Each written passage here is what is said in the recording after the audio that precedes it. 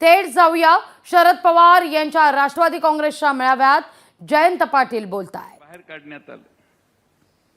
मधल्या काळामध्ये आपण लक्षात घेतलं 19 ते 24 मध्ये 5 वर्षामध्ये 30 लाख मतदार वाढले आणि त्यानंतरच्या 5 महिन्यात 41 लाख मतदार महाराष्ट्रात वाढले। 5 वाजेपर्यंत 58.22% मतदान होतं। दुसऱ्या दिवशी निवडणूक आयोग डेटा प्रसिद्ध करतं, त्यात 66.05% मतदान म्हणजे 7.83% मतदान वाढले। अर्धा टक्का मतदान जरी इकडे तिकडे झालं तरी निवडणुका कशा फिरतात हे काय मी तुम्हाला सांगायची गरज नाही।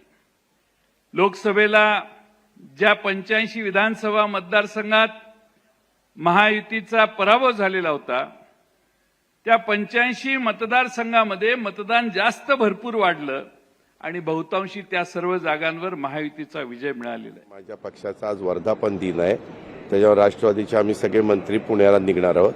म्हणून मला आधी बघायचं होतं की हे कारागृहामध्ये असणारे जे कोणी कैदी आहेत ते कशा पद्धतीने करतात। मी येरवड्याला तर अनेकदा बघितलेलं आहे, त्यांच्यामध्ये पण बऱ्याच जणांच्या अंगामध्ये कला कुसर असते, त्याला संधी दिली गेली पाहिजे। आता एखाद्याने चूक केल्यानंतर न्याय व्यवस्था त्यांना जो काही गुन्हा शिक्षा करते त्या शिक्षेच्या प्रमाणे त्यांना तिथं जेलमध्ये राहावं लागतं, परंतु ते राहत असताना अशा प्रकारच्या पण काही गोष्टी, मग ते लाकूड टिकूडच्या मध्ये वेगवेगळ्या प्रकारच्या खुर्च्या असतील, छोट्या बैलगाड्या असतील, वेगवेगळ्या अनेक प्रकारचे खेळणी असतील, ती पण इथं उत्तम प्रकारे दाखवली आहे। मग अमरावतीचं जेल असेल, आमचं येरवड्याचं असेल, आपलं ठाण्याचं असेल, आपलं संभाजीनगरचं असेल, अशा वेगवेगळ्या जेलमधल्या एकूण 8 स्टॉल इथं मला पाहायला मिळाले।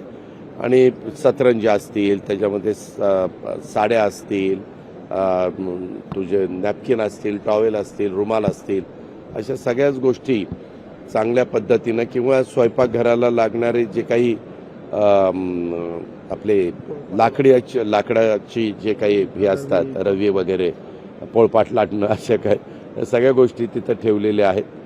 आता आज उद्घाटन झाल्यानंतर कदाचित मंत्रालयामध्ये पण काम करणारा जो स्टाफ आहे त्यांना पण काही गोष्टी आवडतील आणि ते निश्चितपणे घेतील। मला पण काही गोष्टी आवडल्या, त्याच्यामुळे त्याची काही रक्कम असेल ती रक्कम देऊन मी घ्यायचा प्रयत्न केलेला आहे। वर्धापन दिवस आहे, वर्धापन दिनाच्या बद्दलचं मी पुण्यामध्ये बोलीन।